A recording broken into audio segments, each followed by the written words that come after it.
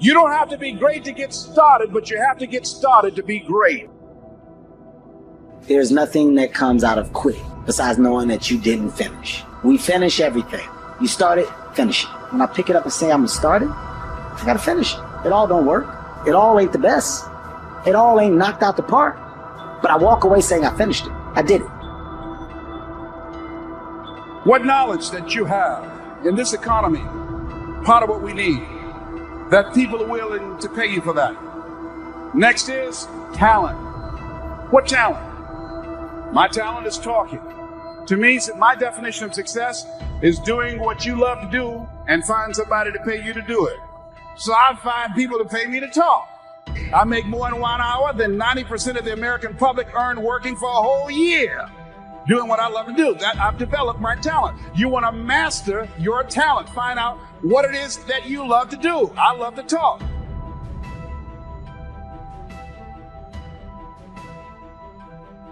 How often do we procrastinate? How often do we say stuff like, yeah, I really should do that. I don't know. I guess I'm just lazy. We have a problem with too many choices, too many options, and not following through on any of them.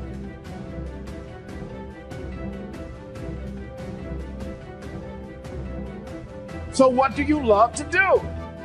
And then explore ways in which you can earn a living doing that. Cooking, writing, painting, working with numbers, working with people.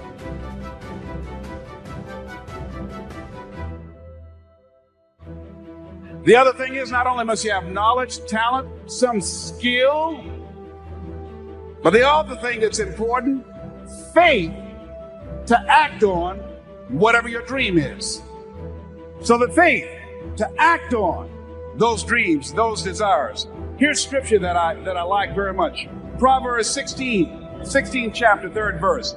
Commit thy works unto the Lord, and thy thoughts shall be established. Commit means to carry into action deliberately.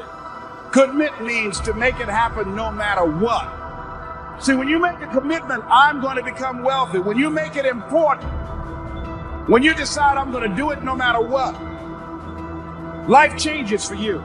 See, most people don't keep their commitments to their commitments. That's why they lead lives of poverty, lives of misery, lives of unhappiness.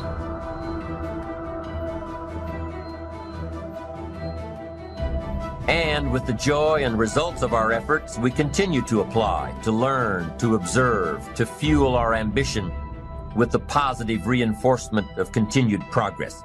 Pretty soon, we'll find that we're swept into a spiral of achievement, a vertical rise to success. But for this whole process to work for us, we must first master the art of discipline, self-discipline, consistent self-discipline. What's at the core of achieving the good life? The major key to the good life. The major key is not in learning how to set goals. It is not in learning how to better manage your time. It is not in mastering the attributes of leadership. Every day in 1,000 different ways, we are trying to improve ourselves by learning how to do things. We spend a lifetime gathering knowledge in classrooms, in textbooks, in experiences. Now, if knowledge is power, if knowledge is the forerunner to success, then why do we fall short of our objectives? Why, in spite of all our knowledge and in spite of our collective experiences, do we find ourselves aimlessly wandering, settling for a life of existence rather than a life of substance? While there may be many answers to this question, the fundamental answer is the absence of discipline. Applying all that we know. That's the key word, discipline, self-discipline. We might add one more word here, consistent. Consistent self-discipline. Better than knowledge is applied knowledge. And once we've applied our knowledge, we must study the results of that process.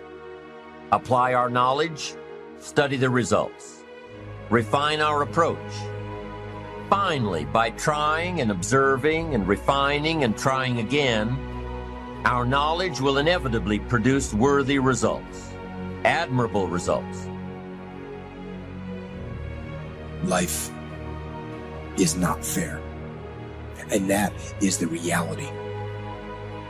disease and accidents don't care if their victim is a good person. They have no reason, no justification, and no mercy. And you cannot stop it. So, what do you do? Life's not easy. It is not. Don't try to make it that way. Life's not fair. It never was. It isn't now, and it won't ever be. People always ask me like there's some magical response. How did you go from just coming from Liberty City, selected one of the top 5 speakers in the world? I was willing to work. Most people aren't willing to do that because I was moving. I want you to write this out. Keep it moving. One of the things that you don't want to do is become comfortable with where you are when you know in your heart of hearts you can have more and you can do more, and there's a life for you beyond survival. And I just felt that I can do more.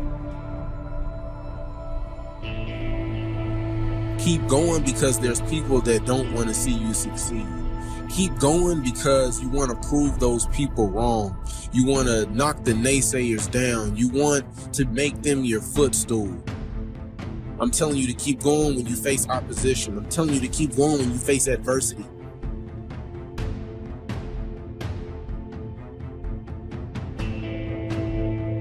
Socrates said the uncommitted life isn't worth living. So part of what you must do, whatever commitment, whatever covenant you make with God while you're here, to go back and be a better father, to go back to make a difference in the community, to go back to change your life, to decide not to ever to use drugs or alcohol again, to decide that you're going to begin to recreate yourself, that you're going to be reborn to a new state of consciousness. Whatever commitment that you make, keep your commitment to your commitment. No matter what. If it's hard, then do it hard. But keep your commitment to your commitment. First step is you got to live your calling. You got to decide what is it you love. Second thing is you got to work on yourself. Write this down under work on yourself. You don't get in life what you want. You get in life what you are. You have a job, you're generating $1,200 a year or $2,000 or $500,000, whatever you earn, whatever you're producing in your life is a reflection of you. I can look at what you're producing and I can tell you a lot about who you are. See, when you leave here, you've got to make a commitment to be more fruitful, to be more productive, to make greater impact. So what will allow you to do that? You got to spend time working on yourself. You have to make that decision for yourself. You have to decide, I'm going to pursue that path, which is going to be really, really hard and difficult and take many, many years and be a great sacrifice, or am I going to pursue being a great employee? Now, if you want to be a great employee, you've got to remember something. You're hired to help someone else achieve their goals, which is cool. There's nothing wrong with it. But if you don't understand that, you are not going to be a good employee. So you have a boss and they say, here's our goal for the quarter. You're going to help me get there. You work like hell to make sure that they achieve that goal. You're part of that team. That's very important. And then you keep moving up the ladder. And the great thing about that is if you're a good employee, you can also do very well. It's not the same as being an entrepreneur. You're never going to probably make as much money as you could have had you started the company, is my point. But you'll get the Saturdays off, the Sundays hang out, go to the soccer games with the kids, have a more balanced life. There is no balance in entrepreneurship. You've got to die as you are now. You've got to be willing to give up who you are now for what you can become. Certain things will no longer fit into your life. There's no place for it. In order to do something you've never done, you've got to be someone you've never been. So you've got to spend serious time reading, writing your goals down, reading scripture, anchoring yourself spiritually to handle the storms of life, because they're going to come. So every day you have to sell yourself and get out of your mind those old thoughts, that old belief system. Every day you've got to sell yourself on that it's possible. But you got to put a new mind in you. You got to get out of your mind. You got to begin to restructure your thinking. Every day, you've got to begin to recondition your mind. See, let me share something with you. The easiest thing I've ever done was to earn $1 million. The most difficult thing I've ever done was to believe it could happen to me. That was the most difficult part, to believe. Given the fact that I was born in an abandoned building on a floor, being labeled educable, mentally retarded, not having any college training, I used to feel all my life that people who had college degrees were more intelligent than me. I remember going to see the late Dr. Norman Vincent Peale, the author of the book, The Power of Positive Thinking. And I used to look at him up on stage and I said, I could do that. I would love to talk to people. I'd love to talk to people. And I said, I could do that. But then when I started going back to my car, my mental conditioning activated itself. And it said, Les Brown, you can't do that. You don't have a college education. Les Brown, you can't do that. You don't have the training. You've never worked for a major corporation. You can't do that. What makes you think you can earn $5, $10, $15, $20,000 in an hour? You don't earn that now working for 2 or 3 months. What makes you think that you can speak for AT&T, Procter & Gamble, McDonald's Corporation, General Electric? These are clients I have now. You've never even worked for them. How many of you ever thought about something you wanted to do and you talk yourself out of it? Raise your hand if you know what I'm talking about. That inner conversation is what's going to haunt you. After standing here and saying, I can do all things through Christ who strengthens me.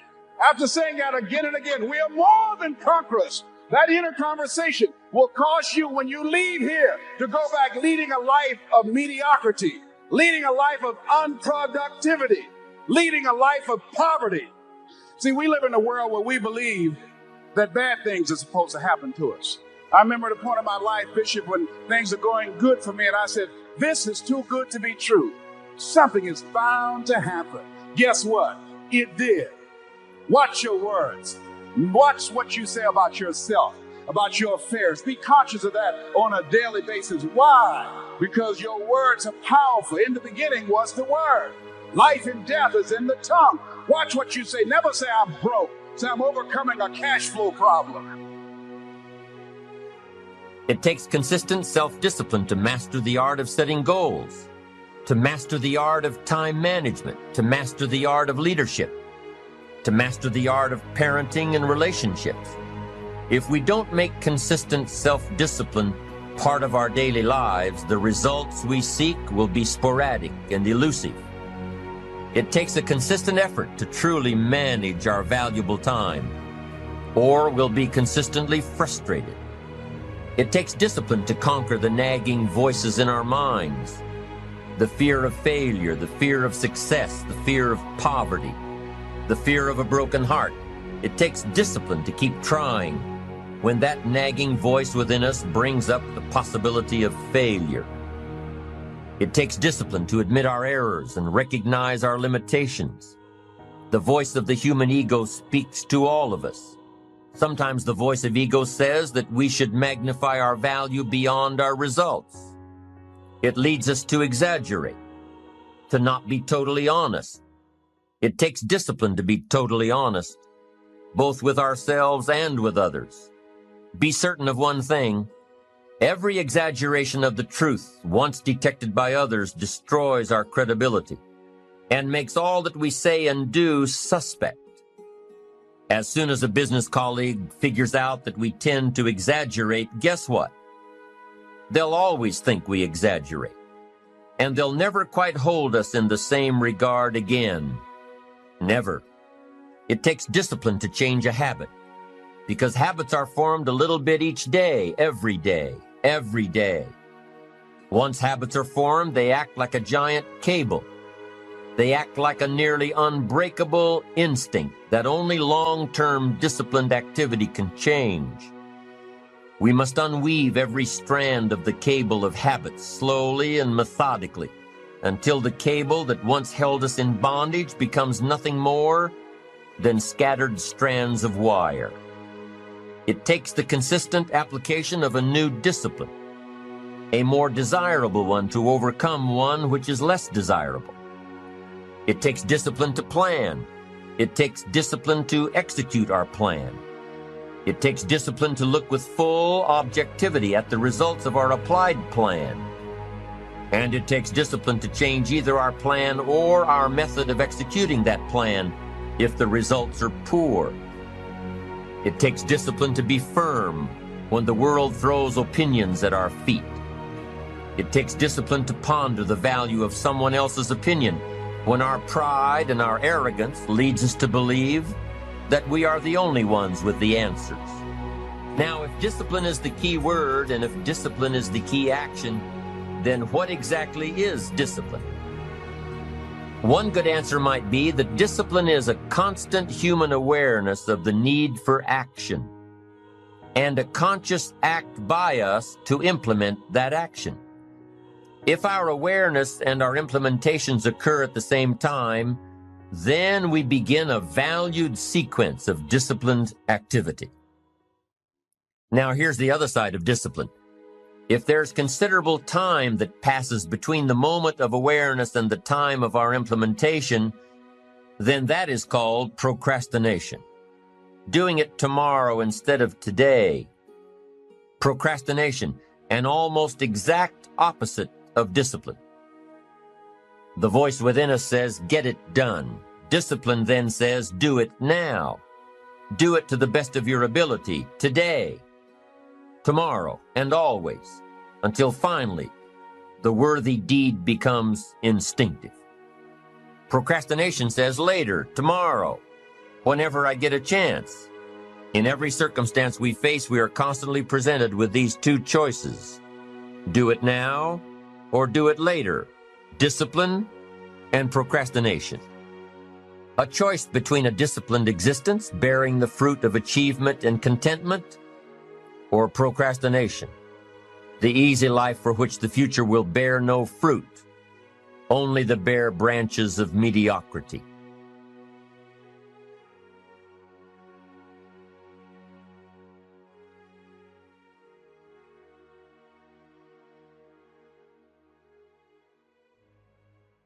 You have a space that belongs only to you. It's your thoughts, your attitude, your emotions. It's who you spend time with, what you watch and listen to. That's your atmosphere. That's what you have control over. And the reason some people live worried, offended, negative, is because they let everything in. They listen to the news all day. They dwell on the medical report. They go to lunch with people that are critical. Somebody cuts them off in traffic. That sours the rest of the morning. The problem is they're not ruling their atmosphere. You have to be careful what you allow in. You can't stop everything from coming, but you can stop it from getting down in your spirit. You need to keep your atmosphere full of faith, full of praise, full of hope, full of victory. Anything that tries to poison that atmosphere, it's up to you to say, no thanks, you're not welcome here. Somebody leaves you out at work. They don't invite you to the meeting. The offense will come, saying, be angry, be bitter. That's not right. You can let that offense in and live upset, or you can say, sorry, offense, you're not welcome here. Sorry, bitterness, there's no place for you. I'm going to stay in peace. I'm going to enjoy this day. You don't have control over what people do, but you do have control over your thoughts, your attitude, how you respond. Proverbs says, a person that doesn't rule his spirit is like a city with broken down walls. In Bible days, the walls were what protected the city. If the walls were down, then anyone could get in. The opposition would come and take the city. In the same way, if you don't keep some walls up around your spirit, if you don't rule your atmosphere, put some boundaries, then everything's going to get in. Your child is off course. Instead of trusting that God has him in the palm of his hand, worry will get in. You can't sleep at night. Your business slows down. You lost a client. Instead of knowing that God is your source, that he's going to provide, the stress will come, the anxiety. What am I going to do? Or maybe someone is talking about you, trying to make you look bad. Instead of letting God fight your battles, you let the offense in. You live defensive, trying to prove to them that you're okay, wasting valuable time on something that doesn't matter. You don't need their approval. God has already approved you. Now keep your walls up. Quit allowing all that into your spirit. Your time is too valuable. Your assignment too important to let everything in. Be selective. If it's not positive, hopeful, of a good report, then don't dwell on it. You can't control the whole world, but you can control your atmosphere. And the scripture says that God has made you to be a king, that you are to reign in life. Negative things will come, but you have to remember you're the ruler. You have the authority to decide what you allow in. Am I going to dwell on this offense? Am I going to hang around this person that's pulling me down? Am I going to stay focused on this bad break, live in self-pity? It's up to you. You rule over your kingdom. When we turn on the news these days, there's so much negative. We hear about how bad the pandemic is, the divisiveness in politics, the unrest in our society. If you allow that division to get in you, the disrespect, the anger, it's going to pollute your thoughts, steal your joy, make you sour. You have to be proactive. What are you watching? What are you listening to? Is it building you up, making you more positive, more hopeful? Or is it tearing you down, stressing you out, making you angry, upset? You don't need that in your atmosphere. Life is hard enough without adding all these negative things that make it more difficult. A man told me how he drove to work every day for an hour listening to talk radio. It was about news and politics. People would get on, argue and debate. He would get so riled up, so upset. By the time he got to work, he was angry, on edge. He said, Joel, I didn't like who I had become. Nobody wanted to be around me. I was so hard to get along with. One day he accidentally came across our Sirius XM station. He started listening. Instead of putting all the negative in, hours a day, that was contaminating him, he started putting in something uplifting. Words of faith, hope, and victory. He said, I'm a different person now. I'm positive. I'm grateful. I look forward to work. I enjoy the people. His co-worker even asked him what happened to him, why he was so much happier and so much more friendly. It was because he got rid of the poison in his atmosphere. I like to watch the news. It's good to stay informed, but you can't listen to the news for hours a day and stay in faith. You can't take that into your spirit and have the energy, the focus, the creativity to be your best. Well, Joel, I wish God would help me to do better. God has done His part. He made you a king. He's given you the authority. You have the power to rule your atmosphere. You can't control all that's around you, but you can control what gets in you. Are your walls up? Are you ruling your spirit? It's important who you're spending time with. Evaluate your friendships. Are they making you better? Inspiring you? Challenging you to go further? Or are they pulling you down? Causing you to compromise? Bringing out the worst in you? That's contaminating your atmosphere. You're going to become like the people you hang around. If your friends don't have what you want, if they're not going places, if they don't have a good attitude, they're not faithful, trustworthy, then you need to make a change. Life is short. You don't have time to waste with people that are not adding to your life. And yes, we need to help others come up higher, but you need a few friends that will help you come up higher. And this is one of the main things that holds people back. If you will change who you're spending time with, your life will go to a new level. You shouldn't go to lunch with people at the office that are jealous, talk about the boss, complain about the company. Spirits are transferable. If you hang around jealous people, you're going to become jealous. If you hang around unfaithful people, you're going to become unfaithful.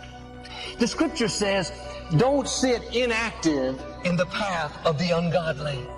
That means don't be passive when it comes to people polluting your life. Well, Joel, I've been friends with them for years. If I don't eat lunch with them, they may get their feelings hurt. What if you miss your destiny? What if they keep you from the awesome future that God has in store? Don't sit inactive and let them poison your atmosphere. Your ears are not garbage cans to hear gossip. You weren't created to take in the latest rumors. I can't believe what they did. You have greatness in you.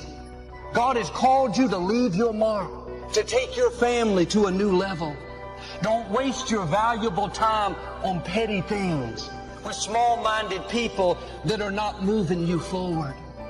The less time you spend with some people, the better off you're going to be. Some people are dream stealers.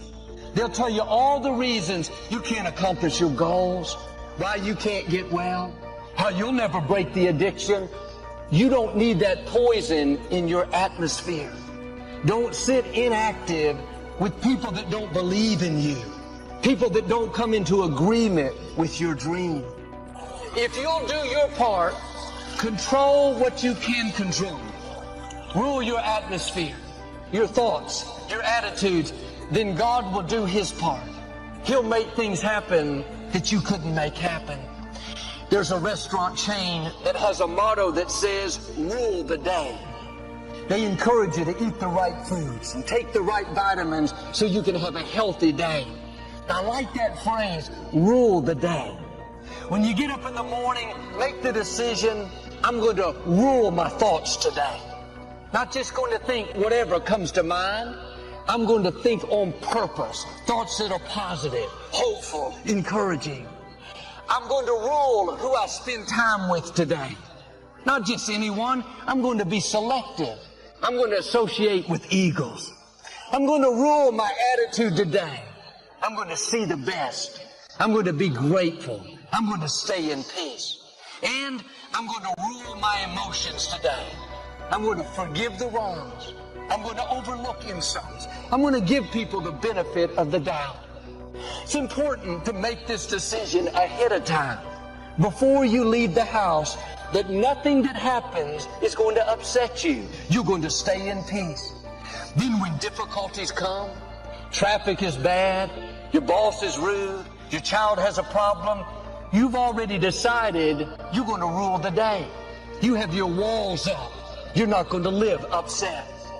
We should go out each day expecting the best, but knowing that everything may not be perfect. There may be delays, interruptions, people that are hard to deal with.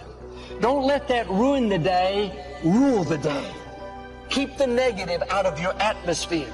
God is directing your steps. Whatever happens is not a surprise to Him. He's given you the power to remain calm in times of adversity. It doesn't say the power to avoid adversity, to not have challenges, to have a perfect day. The fact is, every day can be a good day if you rule your atmosphere. David had a good day while Saul was chasing him. I had a good day at the beach when that company filed a lawsuit. Quit waiting for all the circumstances to be perfect. You can have a good day in the middle of a pandemic. You can have a good day even though you have challenges at work, even though you're dealing with an illness, even though some people don't like you. Stay calm, stay in faith, and rule the day. Make the decision like David. This is the day the Lord has made. I'm going to live it in faith. I'm going to be happy today. I'm going to be good to others. I'm going to make the most of this day. I called to order a pizza one night. I had done this for many years. The first thing they always ask for is your phone number. A young lady answered the phone. I said very politely, hello, and I started to give her my number. You would have thought I had just committed a major crime. She practically screamed in my ear, sir, I am not ready for your phone number. When I want your phone number, I will ask for your phone number. Somehow, at that point, I didn't feel like a pastor. I felt some other things rising up. I had to make a decision. Am I going to rule my atmosphere? Or am I going to let her poison my atmosphere? Am I going to keep my walls up? Or am I going to be offending? People are always trying to bring their atmosphere into your atmosphere. People that are hurting, that have issues, dealing with things, they will try to put their poison on you. They're not bad people, they're just hurting. The mistake we make too often is we take the bait. We let the offense in, we get upset, do to them what they did to us. But you don't overcome evil with more evil. You overcome evil with good. I thought to myself, I've already made the decision that I'm going to stay in peace today. I'm not going to get upset. I'm going to rule this day.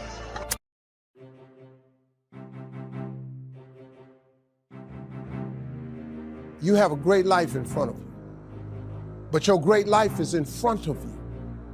It's not behind you. What you did back there ain't got nothing to do with what God got for you. What you did back there was learn the lessons to get you to where you are at this particular moment right here. But what God got for you, do you know, man, that you can actually mess your life completely up? You can jack it all the way up, and you can turn around and get it right. Success breeds contempt. You'll know you're winning when they start hating you. See, many people, they think that when they face resistance, that somehow now that God has left them. Because if you're not facing resistance, maybe it's an indication that you're going in the same direction as your enemy. If nobody's hating you over it, it's not big enough. You'll know it's big enough when they start hating you for it. And nothing you do satisfies them. And nothing you do calms them down. That's a sign that you're getting ready to get in a net-breaking blessing.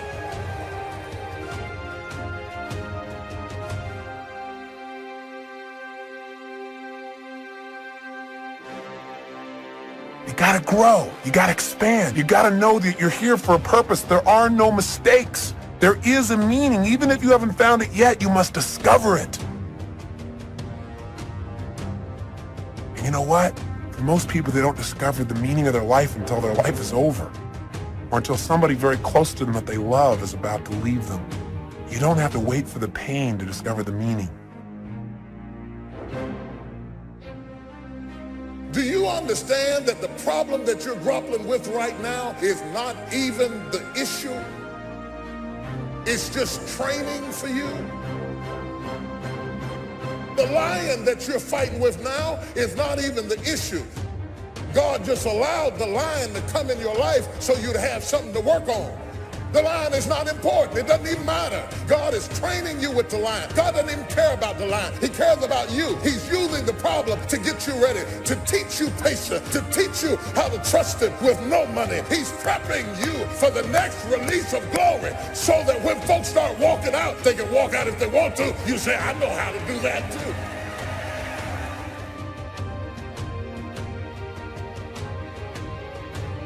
A dream will require integrity, and what others believe about you is never as important as what you believe about you. You know, I got a lot of people who believe a lot of things, but what you believe about you is more important than what people believe about you. You need to grow, and the only way you're going to grow is when you listen and when you learn. Whenever I find myself in a place where I'm starting to feel overwhelmed, when I feel maxed out of my capacity, I always take that as a sign. I need to get some new advice, some new guidance. Where I'm going is not where I've been. I'm gaining ground. Come on, somebody. I'm gaining ground. What would your life be like if you decided to become courageous? You know, it takes courage to live. Most people go through life not allowing themselves to step out because they don't want to let go. They don't want to be moved. The courage to face life's whirling wind of contradictions. The courage to love yourself. Gone through the same process and evolved. You can't sit with somebody who's invested 30 years in and be respected as an equal when you got 3. There are some things only experience can teach you. And until you pay your dues, don't run with horses when you're tired from walking with men. Passion is the great energizer. You show me a person with passion, I'll show you a person with energy. You show me a person that lacks passion, I'll show you a person that lacks energy. It's a fact. Passion energizes people. So the question is very simple. What are you passionate about? When you wake up in the morning, do you wake up excited or do you just wake up? You see, it's that passion to do something, to be something, to change something, to make a difference. That's where the energy comes from. You got to surround yourself with people who have talents and skills, not just people who love you. I'm glad you love me, but loving me won't bring these fish in. I want to know, can you carry some weight? I'm talking about somebody who can carry the weight when the net is about to break. You are carrying so much weight and so much responsibility that you are at the breaking point. And you can't even tell anybody that you're at the breaking point because you have a Superman complex and you're trying to be there for everybody. But the reality is the weight of what you're doing is breaking your nets. Do you define yourself by your emotions? Do you define yourself by your status? Do you define yourself by your lowest point? Do you define yourself by your highest achievement? All of that is dangerous. Because the moment you start believing that you are what you do or you are what you went through, there's a bleeding on the inside that happens when your sense of self-worth flows from what you do and what you go through. It first starts with decision on your part. And may I add, well, you should decide. Why let worry continue to take money out of your pocket and bank account? Why let worry any longer keep you from becoming all you can be? Why let it rob you of better friendships, better family relations, better profits, better results? It's a burden you can get rid of. Why not be rid of those sinking, nagging feelings that all is not going to be well, that you can't do it, that it won't work out for the best? Worry is undue concern that takes up too much of your mental and emotional time.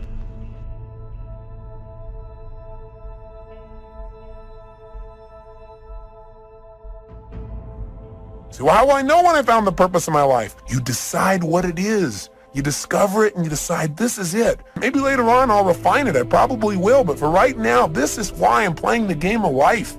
This is what it's about. Every day, if I'm just being this way, if I'm just doing these kinds of simple things, then I know I'm on track. I know there's a reason for my existence.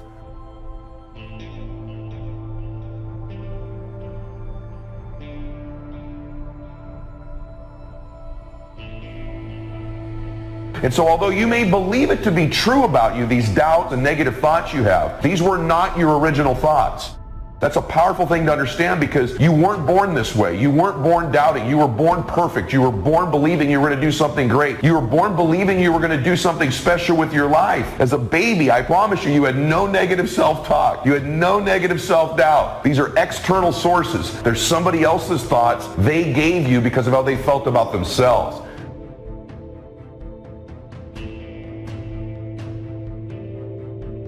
If you're offering words of wisdom to someone in the genuine attempt to help and they treat that with contempt, then shut up because you're demeaning your words by throwing them away.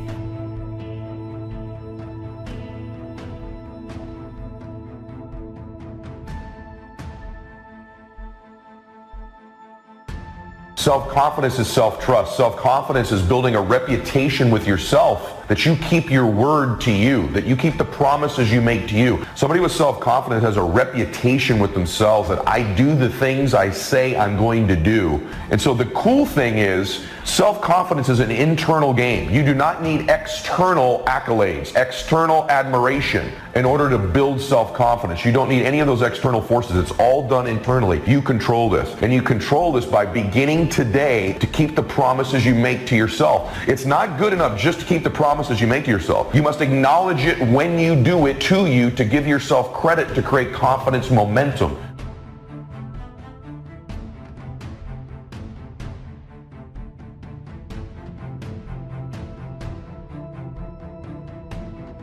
You can't take that old story into the new identity.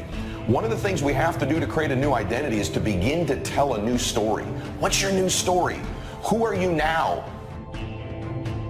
What are you all about now? Where are you going now? What's this new version of you? If you don't know, you can drastically change your income, change your future, change your health, change your marriage, change everything. If you don't know that, Some people then go year after year after year not making much change simply because they didn't get to the class. And if you just rock along, I'm telling you it's okay. Anybody can live any way they choose, but I'm here to tell all of you that if you wish to, it's possible to make the next 3 years totally different than the last 3. Change that. It's easy to blame the other person, but start taking ownership for where you are. Are you proud of how you have been living your life? Have you explored your natural talents, your gifts, by enthusiastically trying a variety of activities? So we must be like life itself. Respond to the people who deserve it by taking the first step. Even God himself says, if you move toward me, I'll move toward you. That's the condition. Now, learn to work with the people who deserve it, not the people who need it. Now, here's what's the next step. Teach people how to deserve your time. Ladies and gentlemen, a lot of us have so much talent and abilities, we just put them back on the back burner, just left them aside someplace. Never did anything with them, never brought them out here. What are you sitting on? What gifts are you sitting on? Have you resigned yourself to a life feeling that nothing can be done to change your future or your circumstances? Some people will not accept the new thing God puts in your heart. They're stuck in what was while God is telling you what is. It's new levels, it's greater influence, it's uncommon favor. Don't let the fear of what people are going to think keep you in your box. Your brain literally goes to work on finding the evidence to prove you right. And so that identity, you're constantly reinforcing it. If you believe a certain worth about yourself, that impacts the type of action you're willing to take. So if there's a goal you've got set, it doesn't matter what it is, pick a goal. To the extent that you believe it's consistent with your identity is to the extent that you will make an effort towards it. You don't know how strong you are until you have to be strong. Boy, anybody can have faith when you got a job, your marriage is working, you got money in the bank. Oh, you can have faith then. But faith not tested can't be trusted. Listen to me, listen to me.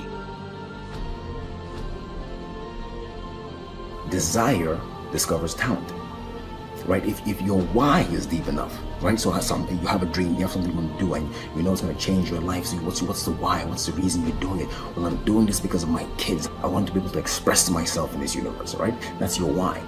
So the why will take care of the how. So if you don't have the how, don't worry about it. Leap anyway. If you don't produce, you won't be happy. Here's number 2, good friends. The greatest support system in the world is good friends. You got to work on that. Spirituality. If you are a believer, here's what you must do. Study, practice, and teach.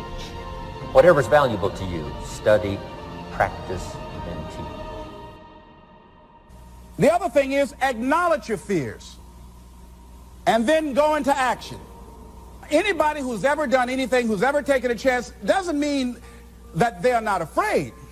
Courageous does not mean being the absence of fear. I think that being courageous is willing to do it because that's what you feel and you're going to do it anyhow. What is it about you that's different than your friends?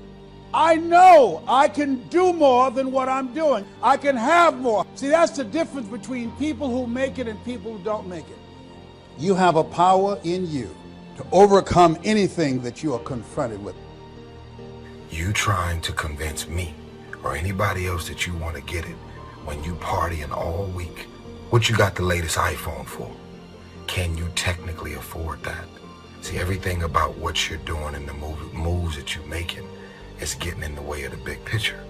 You still partying, you still popping bottles with models, you doing the most. You trying to convince everybody around you that you on, but you're not on. It was good enough for my father, and it's good enough for me. This is the man we ought to ask to use the telephone his father used, and drive his dad's old car, and wear his old clothes, and eat his food, and live in his house. No, what was good enough for my father is not good enough for me. Everything is changing, and the wise man or woman is the one who takes a yes attitude toward life, who looks for and expects change and improvement in every department of life. And I say to you, you have something special. You have greatness in you. And the road to the life that you want is straight and narrow. Everybody won't see it for you. You got to see it for yourself and understand and know this is straight and narrow. Why? It's lonely at the top. A lot of us, we don't know where to start. That's number one. And number two, we're afraid of taking a leap. Well, what if I leap, fall down and break something? What if I get hurt? You know, I'm saying you're probably gonna get hurt. It's possible. You're probably gonna get betrayed. It's possible. But you gotta take a leap anyway. You gotta jump anyway. I'm gonna give you a recommendation. Turn your damn TV off. Most of the time. Turn your phone off a lot too. So here's the deal. The TV's competing constantly to distract you with stuff that really doesn't matter. Does it really matter what's going on with the Kardashians right now? Don't be so obsessed with them. Be obsessed with your own reality TV program called Your Own Life.